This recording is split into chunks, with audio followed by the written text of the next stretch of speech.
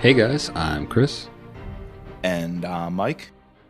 And welcome back to this week's No Limits, the Thriller Podcast. How you doing this week, Mike? Chris, you know I'm doing well down here in Myrtle Beach. Getting my golfing in. Not a whole lot of beach time. And of course, I got to make some time to podcast with you, my buddy. Yep, yeah, we haven't potted in a couple weeks. We worked a lot at the beginning of the month, or like the end of March, and we were able to bank up a couple episodes. Took a little bit of a break. It's kind of nice, and I have to say, happy belated birthday to you, Mike. Thank you. April is both of our birthday months. It's a special month here on the No Limits podcast. And dude, I am pumped to talk to you today about golf. No, I'm just kidding. About the Masters. Good job, about John the Rahm. Masters. Like, actually, April's an amazing month. Not only are both me and Mike born, we get the Masters. It's the beginning of spring. Oh.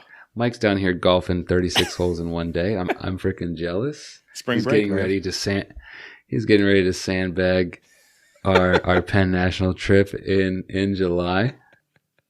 TBD we're gonna do a whole live pod that entire weekend. I feel it. Got to do it. Yeah, we'll be together the whole weekend.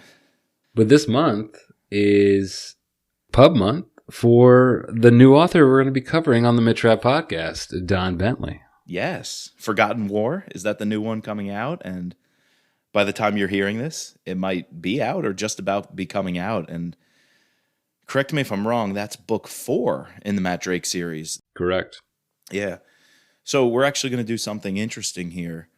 We're going to keep it to a normal, no limits thriller podcast book review episode for Without Sanction by Don Bentley, the first Don Bentley book and the first Matt Drake book.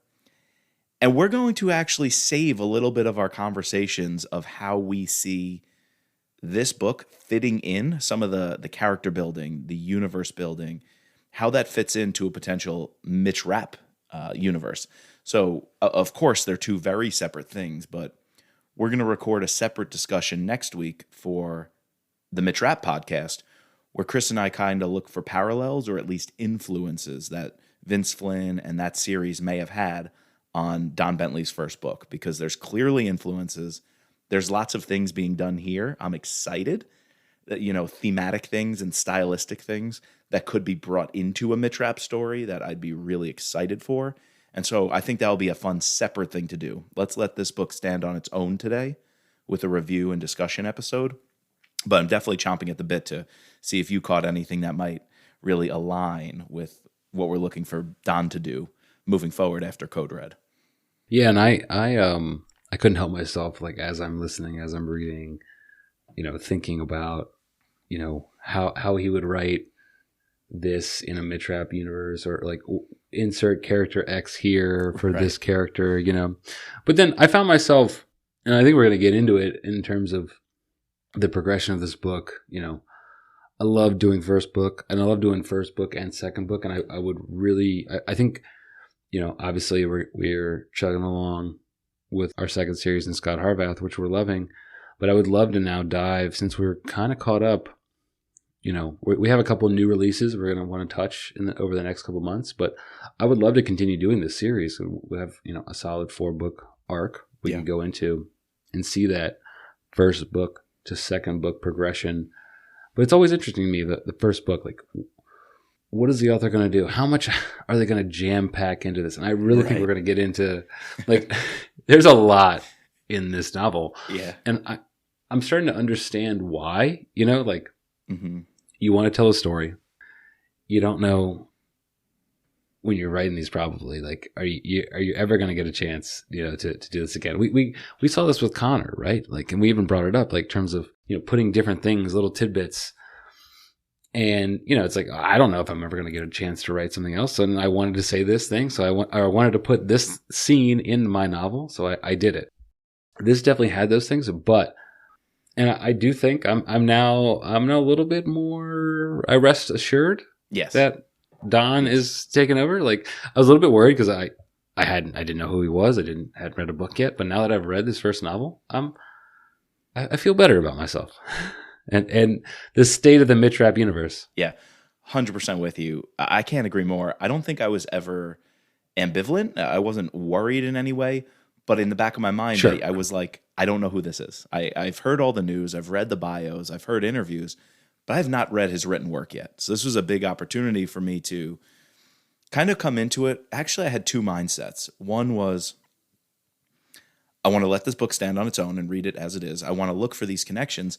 But another thing is, it's rather simple. And I say that in a good way because I feel like Kyle, he swung for the fences, as we've said many times, and he let his imagination run wild. And man, that was just a whole lot of fun. Like everything we did with Mitch going to these, countries he's never been to before, dealing with these threats he's never dealt with before. And we just had him in new situations. I feel like Don really streamlined this book. It was a very almost straightforward story. It didn't get overly complex. You didn't lose the reader in mindless rabbit holes and side quests. It kept to the story. It had a tight plot, really tight pacing, great action sequence pacing. And so not that I don't like what Kyle did in the series because we're over the moon about it, but I do think there's a chance for simplicity here to tell a tight, concise Mitrap story in the Mitrap universe that doesn't necessarily go into this wild imagination. And I really thought Don's book here was very grounded. It's essentially one ranger dealing with his personal demons, but also feeling the pressure to save another fellow ranger because no one will be left behind. And that's a very simple story, yet the way he fleshed it out was just knockout. And so I like the tight, simplistic storytelling, and I say simplistic in a very good way. Yeah, no, and I think this book was pretty well received. It's got a 4.2 on Goodreads, 4.4 on Amazon. On the cover, we get a quote from Lee Child: "Sensationally good." Like you said, I think it's very tight. It tells an interest. And I guess I shouldn't claim to be an expert.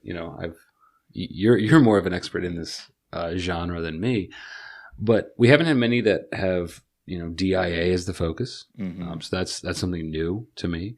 An Army Ranger. Oftentimes we've dealt a lot with Navy SEALs or CIA operatives. You could tell that Don, hailing from the Army, has great respect for these players, these operatives.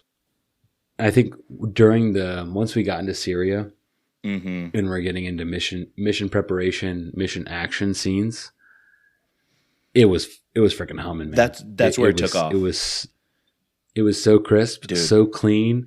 I'm reading it and I wanted to text you, but I didn't. I wanted to say it for the pod too. Just like, this is freaking awesome.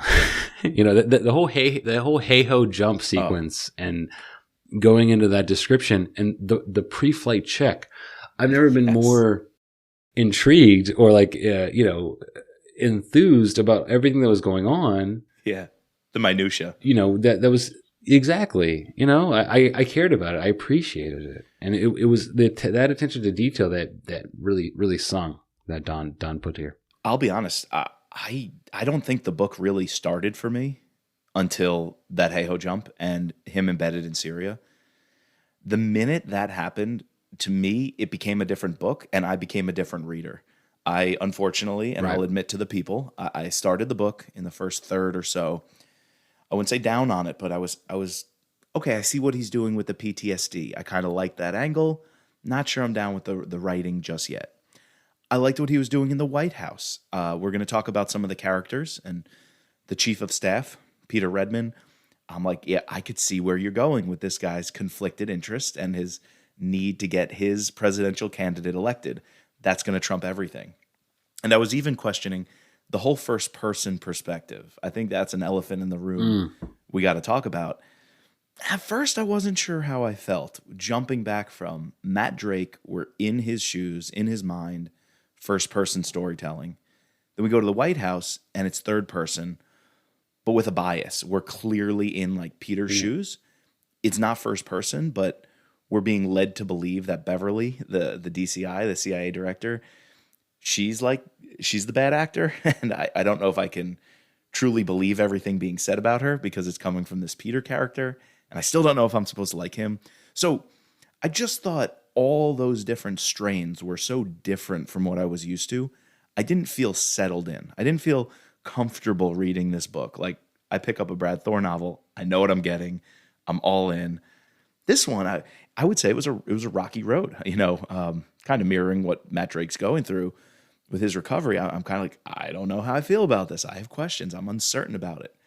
A little anxious because now I'm starting to say, Don doing Mitch Rapp, I'm like, I hope he saves it for me. And then, boom, you embed that man, Matt Drake, in Syria.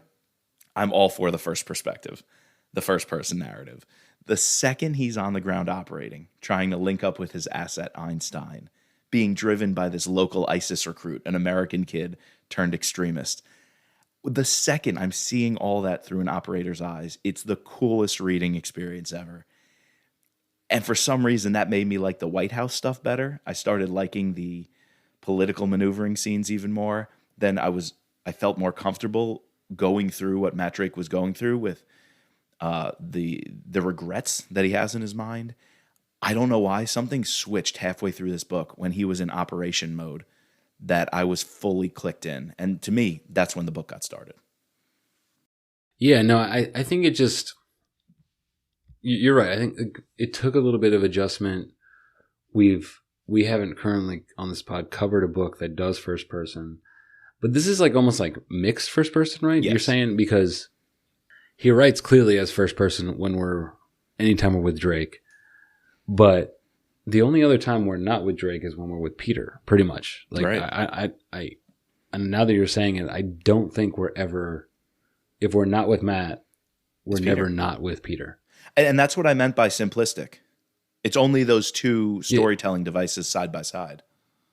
Yeah, exactly. We don't see we don't deviate a scene with Frodo. Exactly. We don't see a scene with Beverly alone, right? Exactly. So the fact that we don't go first person, thinking the way he writes it, it's third person with Peter, but first person with Matt, I feel like it's kind of jarring a little bit, Right. And I think it just took a little bit of time to get used to, because the only other time that I've read in this genre a first person novel is Lee Child. Actually, mm-hmm. He just switches. I've read probably like 15 of his Reacher novels. I've skipped around. And it'll just be like, all right, this one I'm going to do first person. And then this one I'm going to, he'll do a run of a couple that are third person. But when it's first person, it's truly first person. So like, you're not going to get any sort of cutscene to where, the reader finds out who the actual killer is, but, Reacher doesn't know. You are literally, as much as Reacher knows as the reader, which is kind of cool. But here, I guess like the jumping back and forth was kind of throwing me off a little bit. Until Syria. Yeah, and I think that's because we spent so many chapters and such a long amount of time with Matt. We're used to these novels where it's like cut back and forth, like what's going on in Washington, what's going on in Syria. Right. And we just like dug in with Syria, and it just became its own thing. It was almost theatrical in a sense. Like I was visualizing these things as a movie and how it would actually be told. Yeah. On like a screen, and it made me more engaged. Yeah, and like you said, like the book started for me once we were boots on the ground in Syria, and I think that was the main like reason why I wasn't like locked in the beginning. Agreed, and it was like a switch being flipped. Thinking of a movie though, this just came to me. Not to jump ahead in the plot because we were going to get there. When that Russian helicopter comes down on him. And he's like hiding in that shack and eventually gets the tractor. Right. Did you think of Top Gun Maverick when that chopper just descends and turns and is looking right at you? I mean, we're not in the woods, right? We're in the Siberian woods or whatever. We're in the deserts of Syria. But man, I was picturing a scene just like that with this dude who just parajumped, was knocked out, broke his ankle, is hobbling around, and then gets captured by ISIS. Like, oh man, once all that was going down, this book just took off. All right. I mean, you want to give us the plot summary? We can jump right into this thing. Yeah, so on Goodreads, after surviving a clandestine operation that went tragically wrong, Matt Drake escaped Syria with his life, but little else. Now, to save the life of another, he must return to Syria, confront his biggest failure in a stunning thriller from the New York Times bestselling author of Tom Clancy's Acquired Target and Hostile Intent, Don Bentley. Defense Intelligence Agents operative Matt Drake broke a promise that cost 3 people their lives and crippled his best friend. 3 months later, he's paralyzed by a survivor's guilt and haunted by memories of the fallen. Matt may have left Syria, but Syria hasn't left him. In the midst of his self-imposed exile, Matt is dragged back into the world of espionage and assets that he tried to forget. A Pakistani scientist working for an ISIS splinter cell has created a terrifying weapon of mass destruction. The scientist offers to defect with the weapon, but he trusts just one man to bring him out of Syria alive, Matt Drake. It's a suicide mission, one man against an army of terrorists. Still, with the stakes this high, Matt has no choice but to try. He's going in on high alert, but he's blind to his greatest vulnerabilities. His most dangerous enemy is closer to home. Not on the battlefield, but in the Oval Office. You know, I like that dramatic flair because Peter is definitely a nemesis here. But I think his biggest enemy is himself and his own regrets. No. To me, that's a through line of the book that's really done well. To jump to the ending, he finds strength to basically fight back and to not let his hope die. And his only strength is in forgiving himself for this op gone wrong in the past.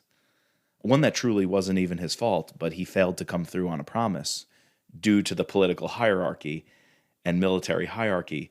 And I feel like he had to fight himself to let that go. It affected his family, his relationships. And to prove that, I captured a lot of it in my limerick.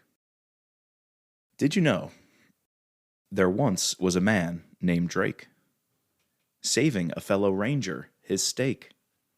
To Syria he will go, with a damaged ego, forgiving past regrets he must shake.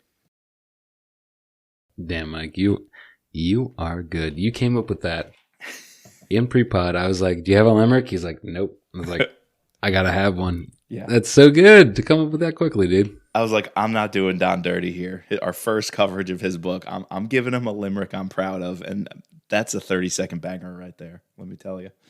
That's a good one. No, so I think this book is interesting in the sense that not only was I sort of jolted by the first person, the beginning is very confusing, right? We're sort of like put in media res with Matt Drake, in going through some PTSD things, which we find out later are not PTSD things, but actually effects of an attack, which, is freaking crazy when you think about it. In an airport, seeing dead people, this op gone wrong that we don't actually find out until, I don't know, a solid fifth through the novel, where all of a sudden, boom, we get a very long flashback chapter. And we see that, the entire... I didn't think we were actually going to get that. I thought it was going to be told out in bits and pieces. Yeah. But then all of a sudden he just literally cuts. I guess that's when he's traveling to Syria, right? He does like a whole flashback and reminiscence of this op gone wrong.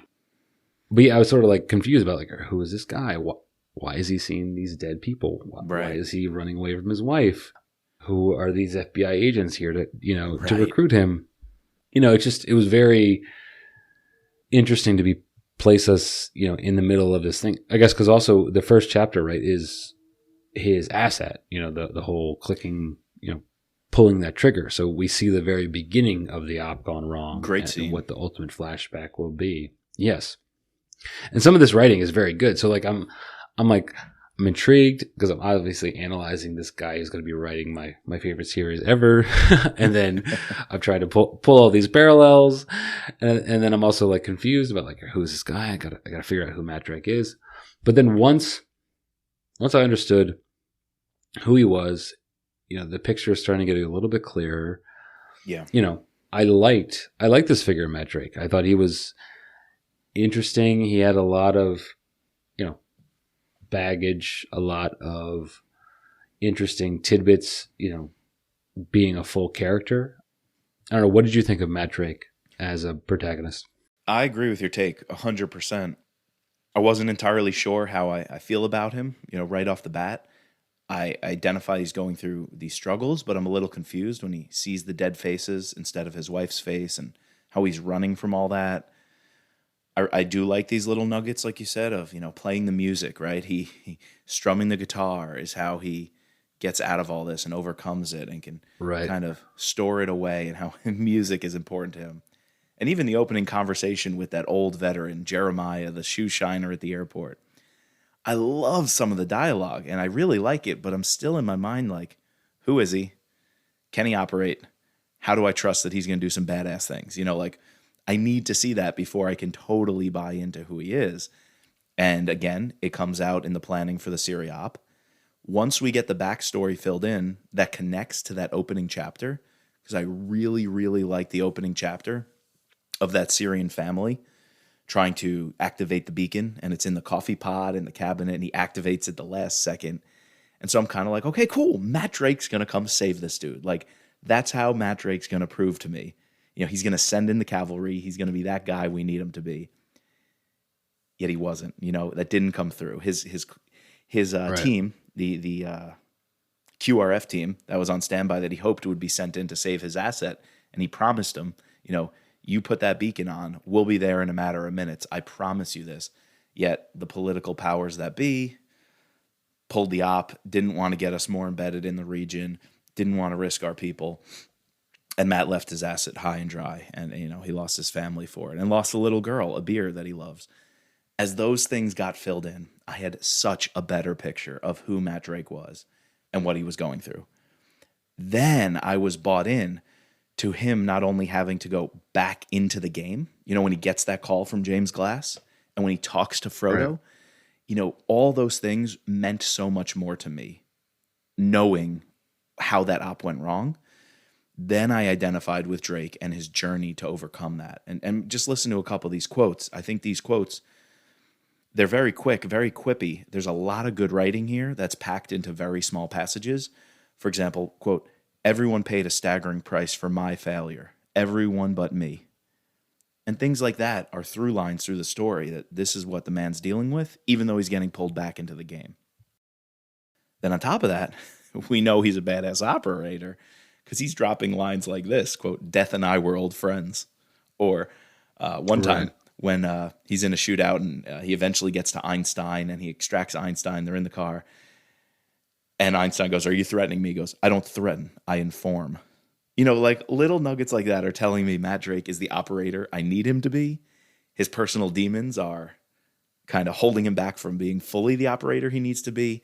And I'm so glad the book came to a place where he was able to overcome those things and, like any ranger, just accomplish the mission, get the job done.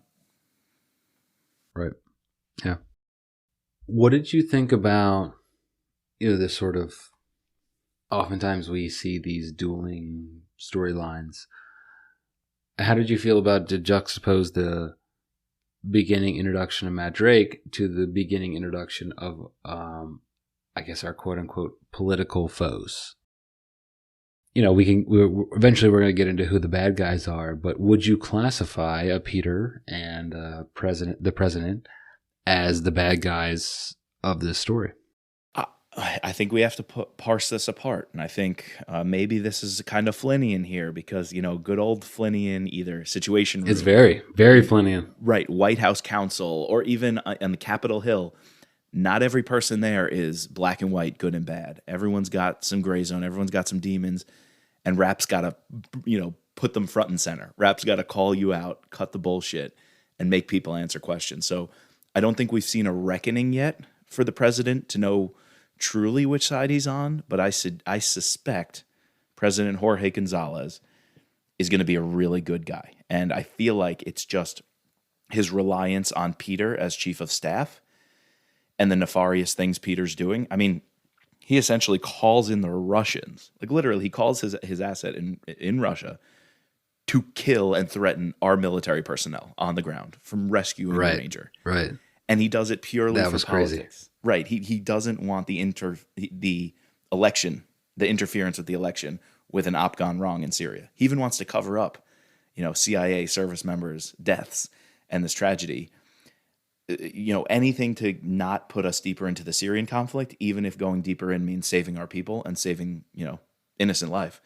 Peter doesn't want to do it because he wants his candidate reelected. So I think he's the bad apple in the bunch. I don't think it got to the core of everybody yet. I don't think it's totally rotted out Jorge Gonzalez and his administration.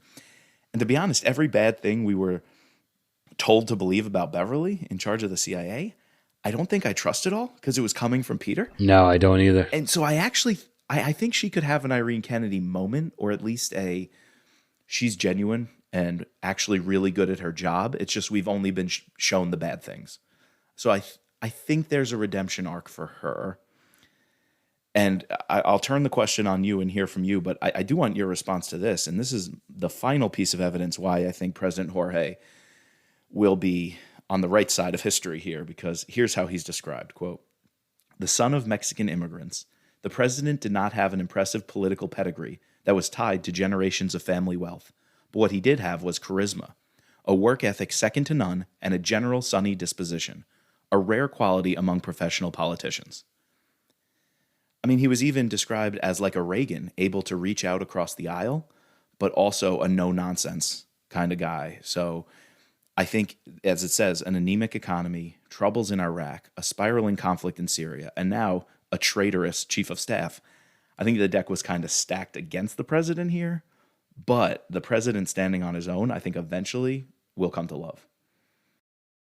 Yeah, no, I saw that too. And I think what's interesting is like we said at the beginning, even though we're in like a third person, we're almost like colored by Peter's as we're seeing it not as third person, but more as like a first person through Peter's eyes. And we're getting some narrative bias through Peter. Because he's the one who was describing, in the in-between dialogue, he's describing the president. He's the one describing Beverly.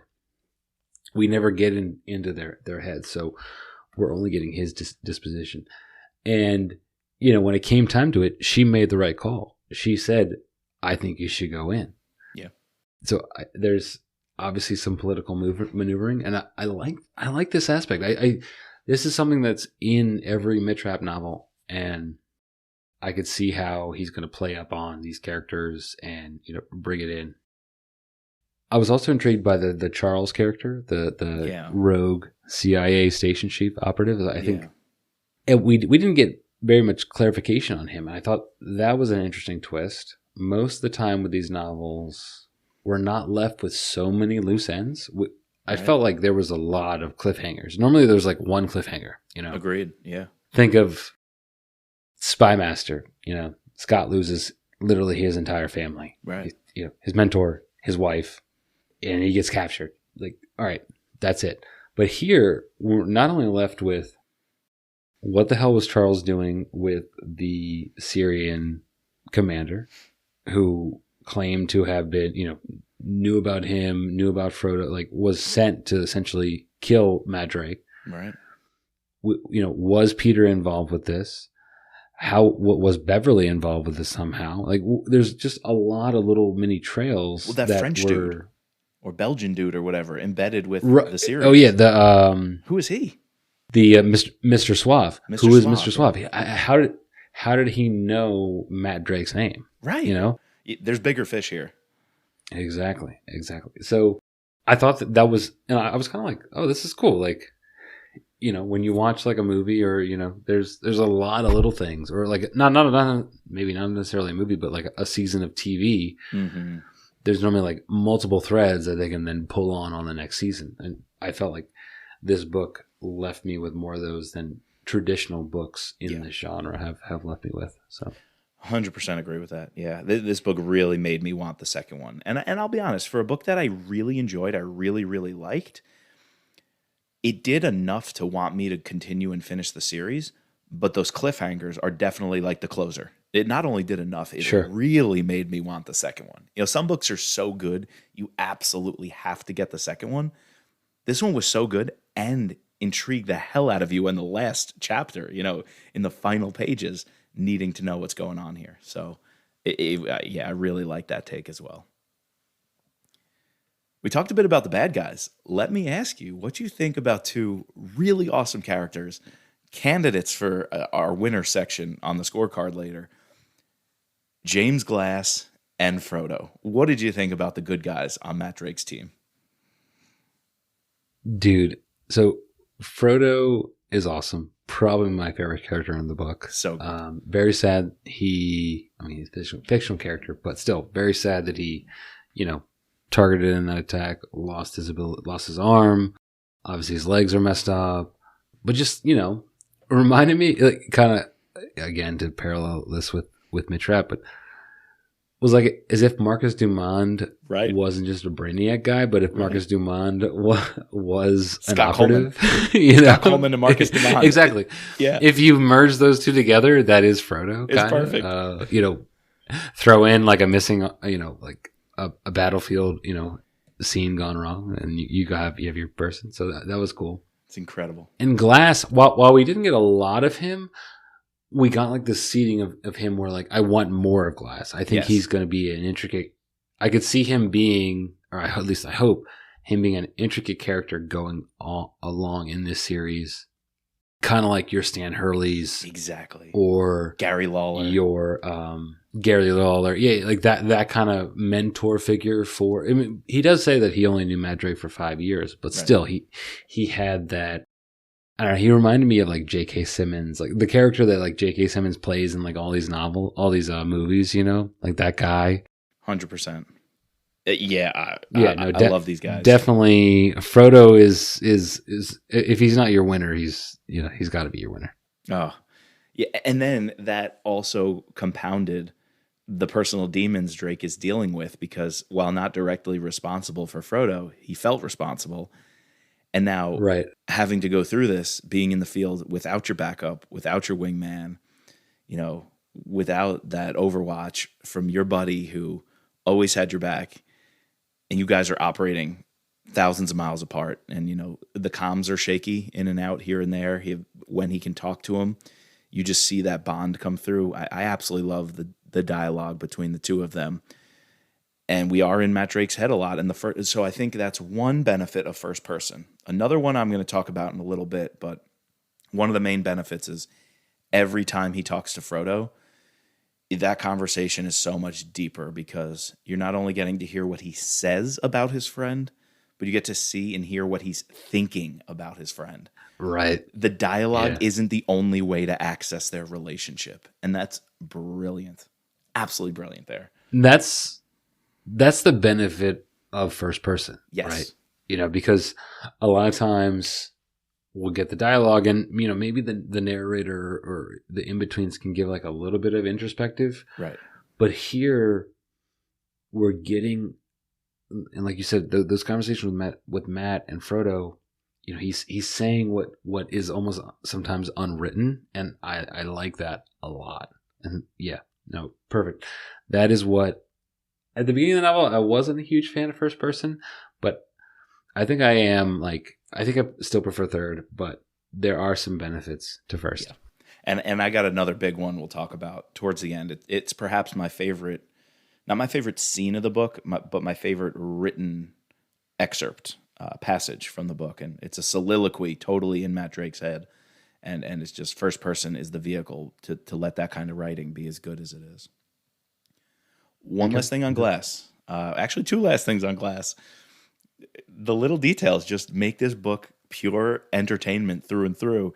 The coasters in his office.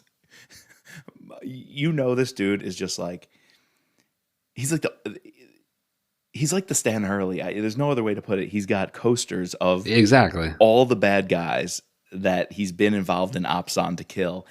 And they're all pictures of these guys post-op. So it's like, it's Hussein after his hanging, or it's like Osama bin Laden after getting popped in the face. And he puts them on coasters because, and I quote, necklaces made from ears were not in vogue, so he settled for coasters. What? That's awesome. That makes me think of that bar that Brad Thor wrote about, which had all the mementos by all the SEALs from all their kills. They were like, Right. Oh, in Virginia Beach. Yeah. Don writes that, and it's so like strange and weird. It has to be true. right. Like, the fact that there's someone out there that has these coasters, Yeah. It's like, something that he put in there. But Yeah. And one other tidbit on Glass. I mean, just again, so many gems. When I'm pulling all these quotes, it's because there were so many. He's just dropping dimes. There's so many of them. And this one's quote: "To say James Glass is an intimidating figure is a bit like saying Bill Clinton liked women. Sometimes words just weren't enough." Talk about Mitch Rapp and the humor. Like, that just proves to me Don Bentley's going to bring it. The Kyle Mills, Mitch Rapp, dark humor. He's going to bring it. no, there was definitely some humor in here, like not only with Matt's like quippy, some of his quips that he says to people, Frodo, or even like some of the terrorists, Yep. but just some of the things that Don puts in other characters was just funny. So yeah, I'm looking forward to that. Do you want to just dive into the scorecard and talk about some of the stuff? Yeah, while giving it a score. No, I like that. I think that's a good way to do it. Will also allow us to get into the action because we haven't really talked action writing too much yet. But we are in characters. Right. So just right before we depart from good guys, bad guys talk, what did you think about some of the side characters, particularly the locals? There's Zane, who was a weapons dealer, who picks him up at the airport as they're escaping, that shootout from, the plane landing. And then there's another one, the ISIS kid, the American from Chicago, turned extremist, abandoned everything, abandoned his mom, went to go fight for ISIS, but is now questioning things. And the reason I want to ask you about these two and bring them up, I feel like the topic of extremism and Islamic fundamentalism and any sort of fundamentalism is handled real well, and the embrace of culture is handled real well. And it was so refreshing because after some criticisms we've had of Brad Thor, we don't hold our punches here. If we say something, it's got to be said. It's how we feel. I really appreciated Don's respect for the cultural attitudes of the people and places where the story's happening and the motivations of the individuals, not the motivations of the group like ISIS. Obviously, he nails that, and they're all scumbags. But he gets into that personal level to say, but they all didn't choose this life, or some of them might regret that life, and it doesn't define the culture of the entire country, even if those veins of extremism are currently ruling the area. It doesn't define the cultural attitudes of the people in those areas. And I thought he did that really well with a lot of side characters, and particularly with the very end, which is Drake goes to see the mom of this kid and says, he wanted to come home to you. Like, I just wanted to tell you, ma'am, I'm not here to interrogate you or anything. I want to tell you your son regretted what he did, and he was going to come home, and I was there with him at the very end, and he wanted to come back to you. I feel like that was so personable, and we haven't seen that in a couple of novels we've read. And I feel like Vince did it sometimes with his side characters, and I'm really glad to see Don doing that with his side characters here. Yeah, and I think there's just appreciation across the board to try to tell the whole story of what Syria is. We even get, I forget if it's Don or Matt, or if it's just whoever describing, just laying out the facts of what's going on over there. And I found it interesting because we haven't really dealt with a novel in this theater, trying to understand how you have all these, multiple proxy wars going on. You have the Assad government that, may or may not want the insurgency to happen because it allows them to continue, to attack and assert his power. If he had peace, would he still be in power? That was there was a lot of interesting things to think about, like in terms of like introspection on like the whole civil war that's going on there, that Don sort of places in there without like being too overly overt and in your face about what his opinion is, more so like, this is what it is, and you can think of it either way. But yeah, no, I liked his attention to detail of these side characters, and particularly, I forget his name. You said it, Zane, the guy who helps Matt, Zane. There's a point where Matt says, you know, I'm going to need your, you know, something might not happen or something. We're not going to have this. And I understand if you don't want to do it. And Zane just slams the brakes and he says, who the fuck do you think I am? Essentially, like, I'm going to run at the first sense of, you know, I'm not only am I your asset, I am your friend. And I you know, there are people out there who are you know, this is their life. They're dated every day. Yep. But they're still loyal. They still have a moral compass, you know, like they're. But I liked how he also paralleled this with Einstein, right? Piece of shit scumbag, right? Absolutely. Who, you know, also a quote unquote asset, but you know, just calls to the highest bidder. Exactly. Has no problem in experimenting on women, children, and the elderly. So you get a lot of parallels in this novel. You really do. And the Mr. Suave, he is not a jihadi. Right. He calls himself a businessman. Right. Whatever is good for business, that's what he's there for. So, you know, whether it be selling chemical weapons, selling drugs, selling military power, war feeds that. So he's going to be there to sell it.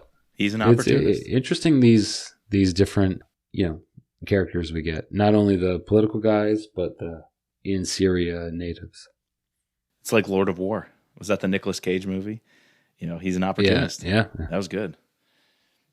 Yeah, you're right. It's not just the natives, not just the locals who are playing both sides or being manipulative. It's this European guy, and we don't even know what his deal is. But it could be anybody. It's everybody. It's the Russians. He's going to come up later. Right. He has. It's the Russians too. It's everybody. I mean, so yeah, you started with just saying that Don has such a great grip on the political landscape that is Syria, and what a smart play to put this book there. You know, you could have made this Afghanistan, you could have made it Iraq, and it would have just seemed like, shouldn't this have been published 10 years earlier? You know, like, why didn't this come out in 2007, 2008, if that's what you're going to do? And so for 2020, it made sense. This country in disarray. And here's how well Don understands this. He writes, quote, "The legion of policy analysts and think tank fellows who had tried to understand Syria's religious fault lines and tribal intricacies had completely missed the point.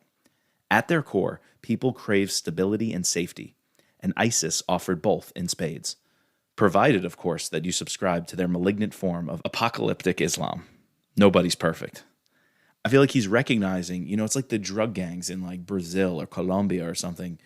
You got to recognize there's a community that's in need, and as soon as a strong man's going to offer stability and safety, as Don says, the community may actually want them or need them. It's not because they agree with their views. It's not because long-term they think this is what's best for the country and the world. They don't want to bring Sharia law to everybody and destroy America, the evil Satan. No, just like the drug lords and the gangs, they're going to bring some stability, and they're going to watch out for the kids on the street if they know your family. You know, they're going to be the only ones bringing them gifts, you know, at Christmas time, you know, whatever it is, right? They're going to be the only ones on call if you are getting attacked. Their aims might not be good. Their worldview may not be good. What they're doing may not be good. What they could do for you and your community, you might need them at that moment in time and place. And I think separating that out from everybody's just a bad guy who agrees with ISIS versus some people under ISIS's protection are getting more stability than they had under the government forces is a reality to be reckoned with. And Don's able to call that out, put a name to it, and put it in his books. And I really appreciate that take. Yeah, no, I agree. Scorecard? We could talk some action. Yeah, I was going to say, like, I thought the action was some of the best I've read. Like, just the writing of it, and you could tell he's been in like these sort of theaters, like maybe not necessarily the DIA case officer, the special operators, the Army Rangers, but you know he's experienced, or at least he's done super extensive research talking to his buddies about these very things, and he has the respect for it. And I think, you know, one of my favorite, might not even call it an action scene, but the whole hey ho jump, yes, from starting from pre-mission, you know, checks to execution to, you know, ultimately having to escape a Russian helicopter, like that whole scene was so gripping to me. Yes. Like that was my favorite part of the entire novel. It was a near perfect action sequence.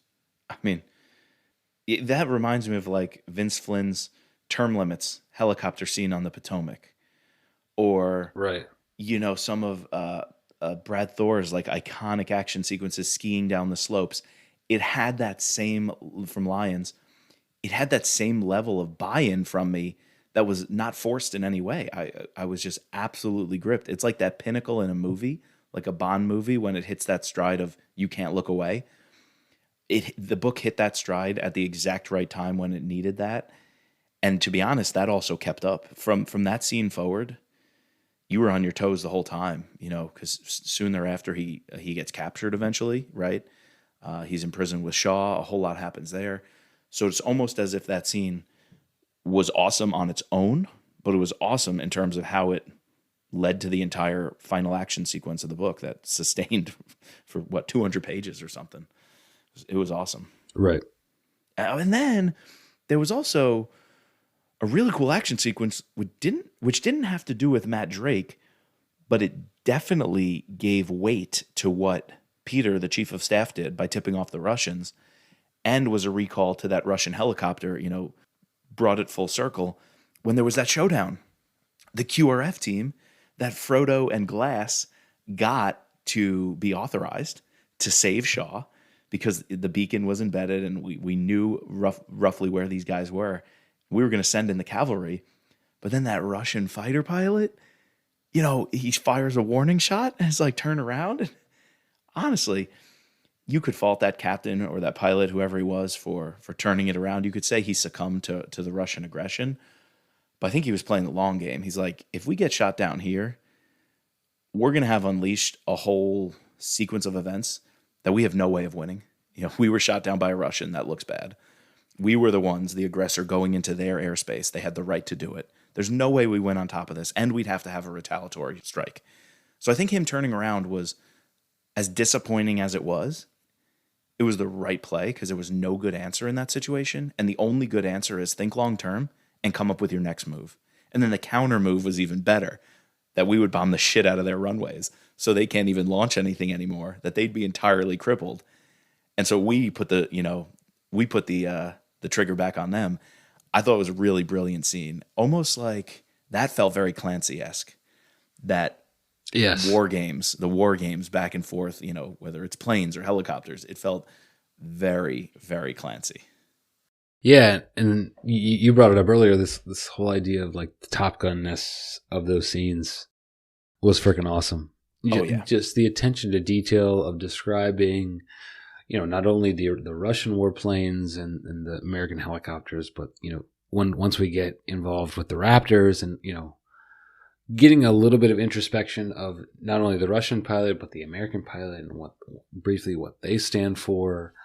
I was just here for it. And the little descriptions, you could tell he did his research about, the little like the blip of radar when the weapon system opens up. And that's the only thing. Yeah. He was a pilot, he was an Apache pilot. Yeah. Those kind of things were cool. And they weren't overly technical, like some of the things we've read. Right. They added to the story. It was, sort of woven in a little bit. I like that.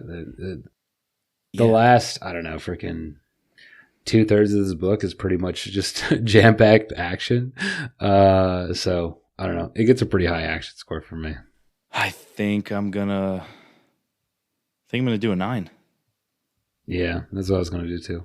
I mean, I could maybe do 8 for the first couple of chapters, not having that initial gotcha action scene that captures your attention, but it more than makes up for it. So I think I'm going 9.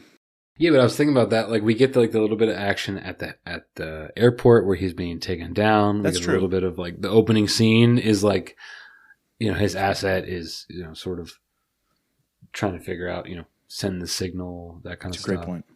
You're right. So I'll agree. No, what about the overall plot? We haven't. I wanted to be positive about this, but there are a little things as I was getting towards the end of the novel, and this is what I said. First novels sometimes can be jam-packed, and the author just tries to jam in everything there because who knows when they're going to get to write again. Right. There was a couple coincidences that I'm going to ding the plot on a little bit.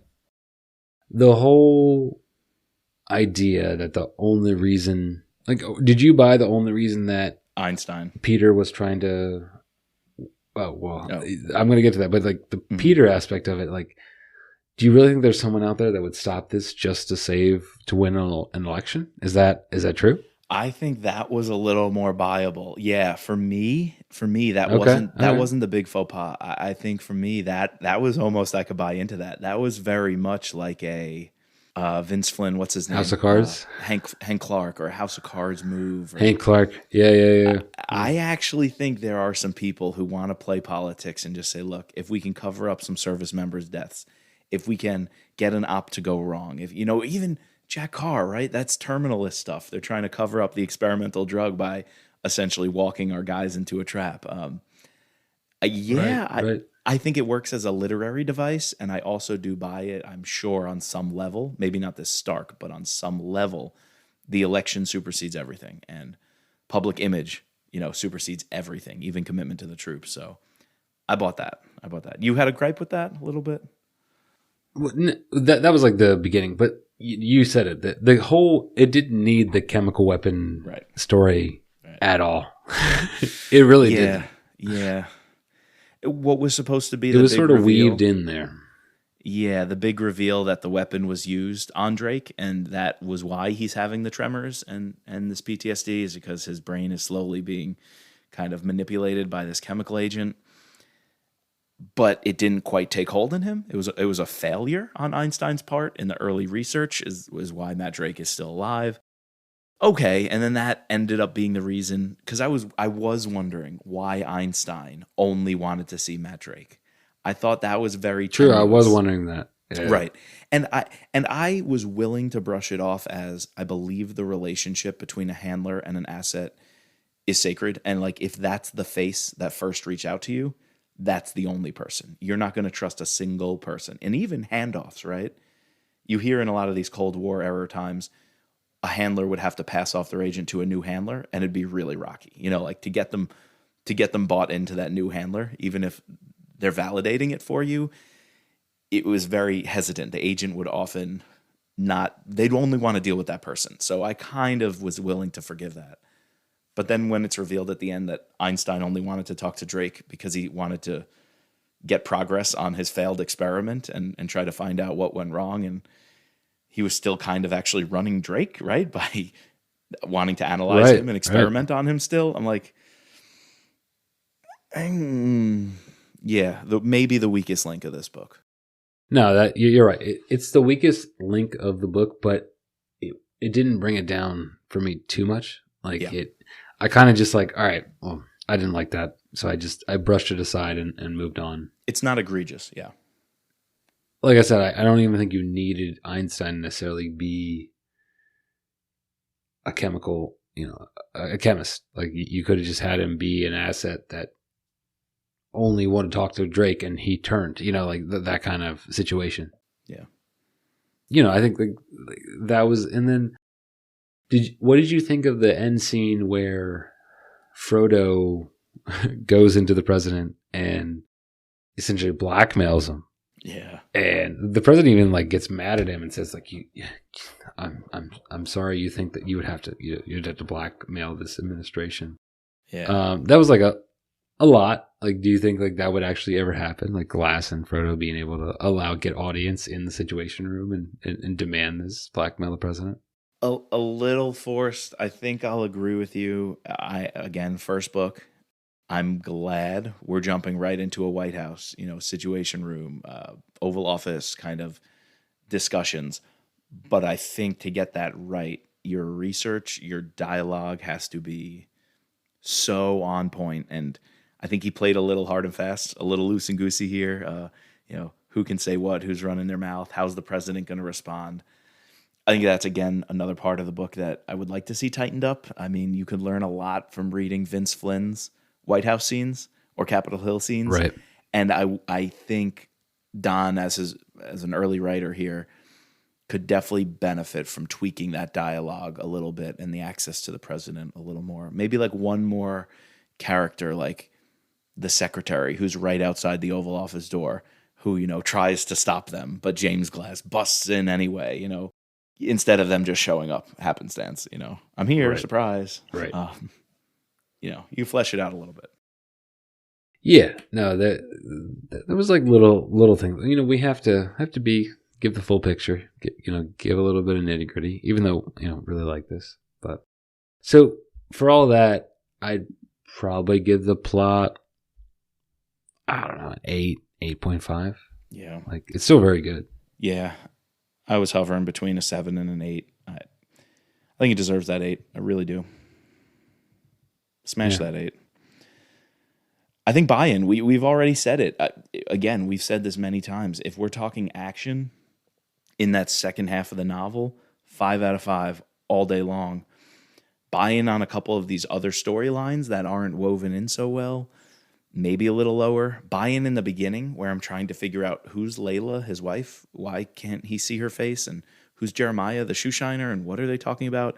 Just the opening didn't totally get me the way I'd want. So I'm between a 3 and a 4. I think a 3 is disingenuous. I'm going to give it the benefit of the doubt with a 4. For the action. I'm going to do the same. Just for the action. Yeah, for the buy-in of the act, like the believability of the action just elevates it. So now the believability of the bad guys, not so much. I mean, the whole Charles character knowing Peter and then them having a contact with the Russians, okay. I didn't buy into Peter all that much, so I am going to go to 3 on the bad guys. That's going to be my slightly lower one. Okay.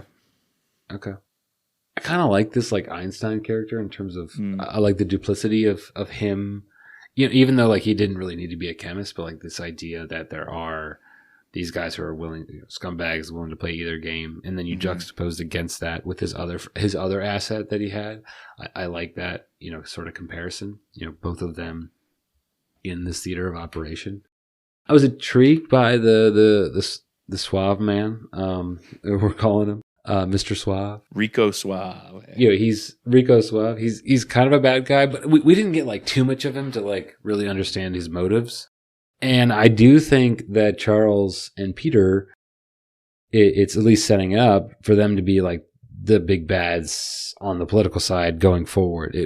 Way more so than what we saw in this novel. So for that, I'm gonna give it like a 3.5, a little higher than you. Yeah, I think that's fair. Good guys, Frodo, Glass, Drake, right there. That's the tag team. That's the trio I want to see. You throw in these side characters, 5 out of 5 on the good guys. Yeah, I mean, you joining me? You said it. You joining me? I'm joining with the 5. Like, I love Matt Drake. I think he's an awesome protagonist, and the side characters that we got, Frodo, even some of like the little operators, like the Night Stalker pilot, General Fritz or Colonel Fritz. The ranger that helps him out. Yep. These little attention to detail with those military operatives was really nice. Yep. Setting. Syria was cool, man. It really was.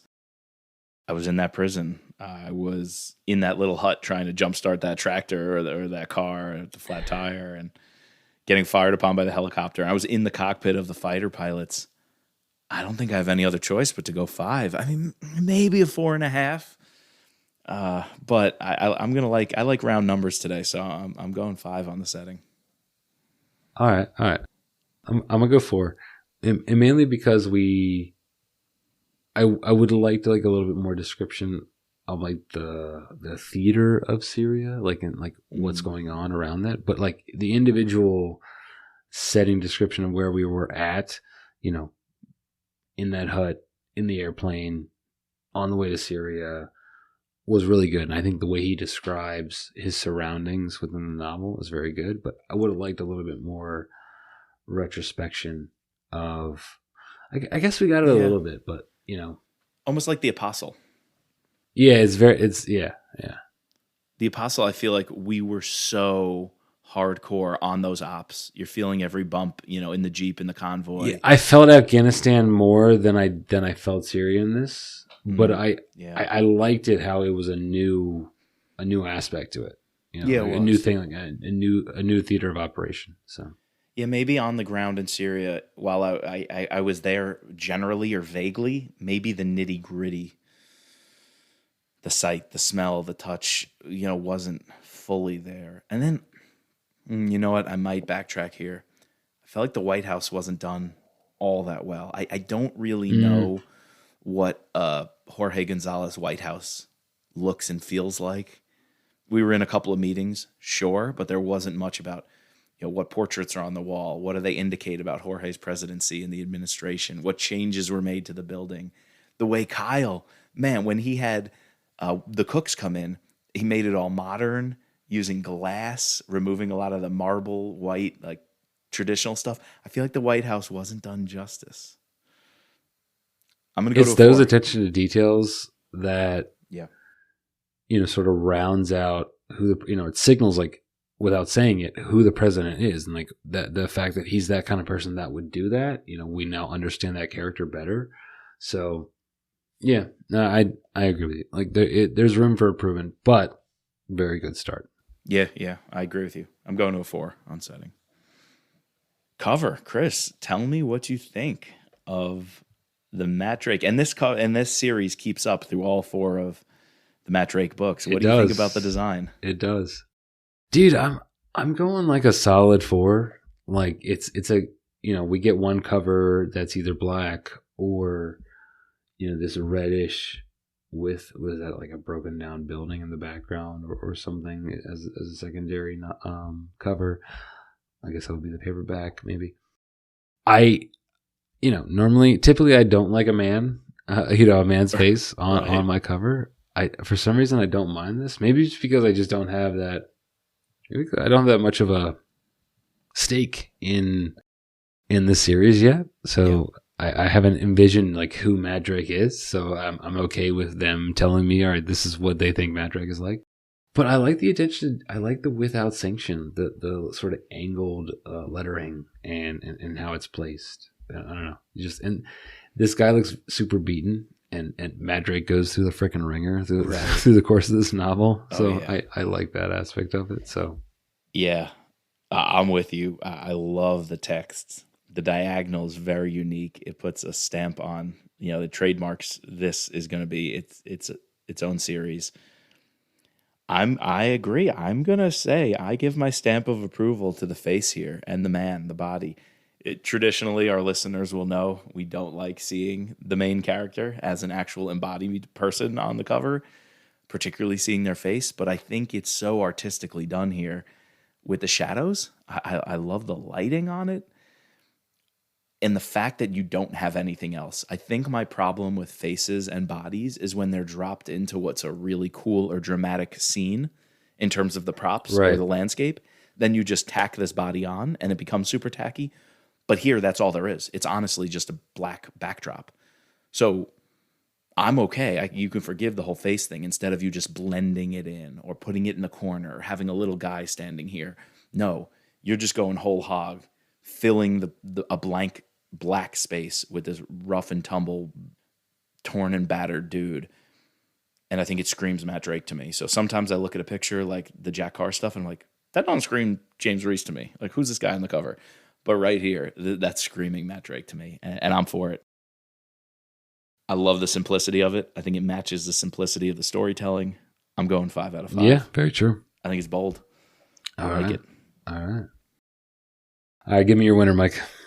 So I actually want to hear your winner first because I have a slightly unique one, and I'm hoping there's someone or something that gets said in the winner section since I'm going to pick something slightly different to round us out here. I'm curious to hear yours first. I was going to pick Don Bentley as my winner. Okay. Like, I think this is a pretty awesome first novel coming out in the pandemic. Like, the fact that you're able to, this is one of the better first novels we've read.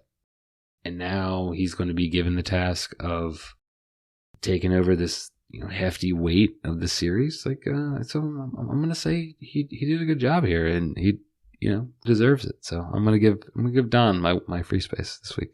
I love that, and my free space is going to play right into that. With Don's writing is so powerful, and he proves that in one of the last chapters. And I wanted to read this soliloquy inside of Matt Drake's head because it's the moment he builds up the courage to smash Syed's face and then bite his ear off and, take him down right before the final rescue scene.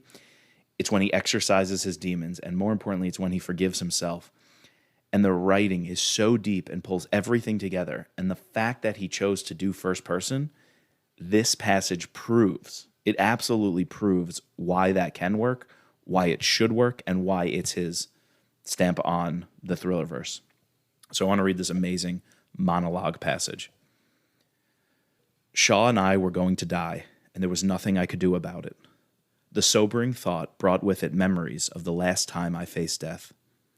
Then, Frodo had been by my side, one arm gone, a leg mangled, and nearly delirious with pain. Like most in my chosen profession, I didn't dwell on death, but it was never far from my thoughts.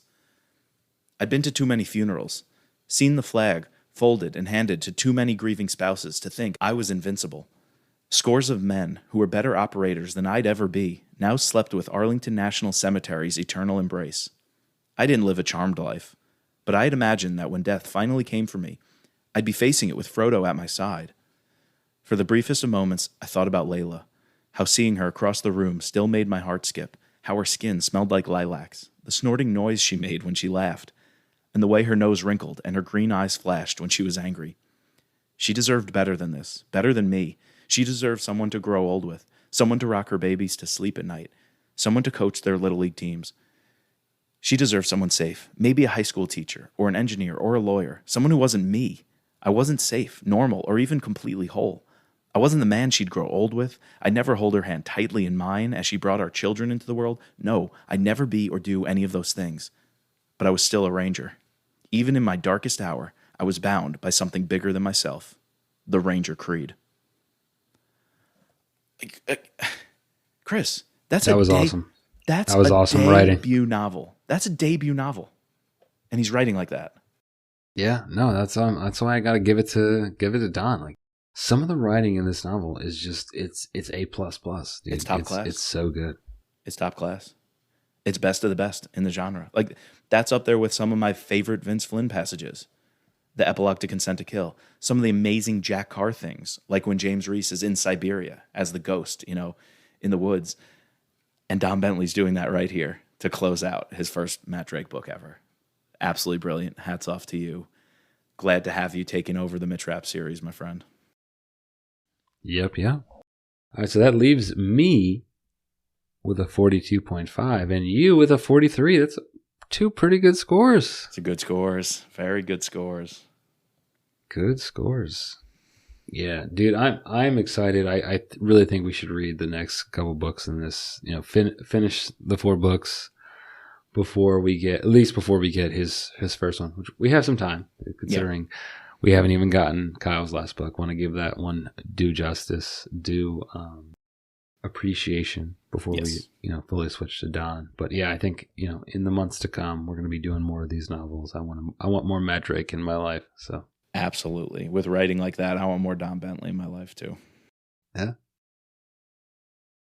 All right. So, on this feed, not quite sure what's coming next to you. We need to work on our schedule, but still going to be active. Go over and check out the Mitch Rapp podcast, where we're going to do a little bit more on this book. I think we try to contain ourselves. There was a lot of comparisons that both me and Mike could have brought up in terms of, where we think we see Don could go with the Mitch Rapp universe. I mean, he could decide to go in a completely opposite direction, but I think there are some pretty obvious things that he could pull from this novel.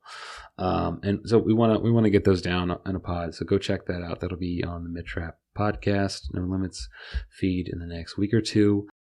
And of course, we are still chugging along in our season 2 of Mitch Rapp Pod on the Scott Harvath podcast. Our next Scott Harvath novel is the Athena Project. Yeah, Athena Project, and then Full Black. Yeah, so it's actually the one year when Brad released 2 books in 1 year. Could you imagine getting 2 Brad Thor novels in the same year? That'd be awesome. Man. Yeah, so we get the little side story with the Athena girls, Athena women, and Full Black. You know what else we might have to do? we might have to cover the excerpt from Dead Fall. Don't forget, we got a Scott Harvath novel in Ukraine coming out, and I think a little bit of it was released earlier today. So we got to jump on that too. Did you read it? I didn't get to read it, so I wasn't going to bring it up. But yeah, I meant to mention that to you, that we probably should do a little preview pod talking Absolutely. about the excerpt from Deadfall. So, Yep. Because that is coming out in July, so pretty soon. Dude, so soon. And I think in June, do we get in our next Jack Carr novel? I think Only the Dead is June. And then we got September with Code Red. Dude. And we also have, we already have it. I haven't read it yet because I've been so busy. But the next Chris Howdy novel, which comes out in May, we have that one as well to read. So That's right. some Haley Chill back in our life. Oh, so that's probably the next one here on Thriller Podcast is the next Chris Howdy book. Oh, that's exciting. Appreciate you reminding me of that. Oh, and we have a signed copy of the Athena Project. So next month when we cover that on the Scott Harvath podcast, we got a Brad Thor signed Athena Project, and eventually a full black signed copy and a Spy Master signed copy. So I don't know about you, but those are three of the top books I would want signed by Brad Thor. And we're going to be giving them away to our patrons. So if you haven't heard about our Patreon, we have the best group of supporters who, for the price of less than a novel a month, help support this podcast. And they're the reasons we are able to make more podcasts. So just head to thrillerpod.com, click the Patreon tab to learn more. You can get access to our group chat where Chris and I are always chatting it up with our patrons, talking about what we're reading, life events, or even sporting events. Chris and I were just talking both EPL and NHL playoffs. So you can have access to Chris and I anytime you want on the group chat and tell us what you're reading. So thrillerpod.com, click on Patreon to join us over there. Yep. And you're right. So the next time you hear us on the No Limits Thriller Podcast, we will be covering The Devil You Know by Chris Howdy, book number 5. Well, 4.5, I guess.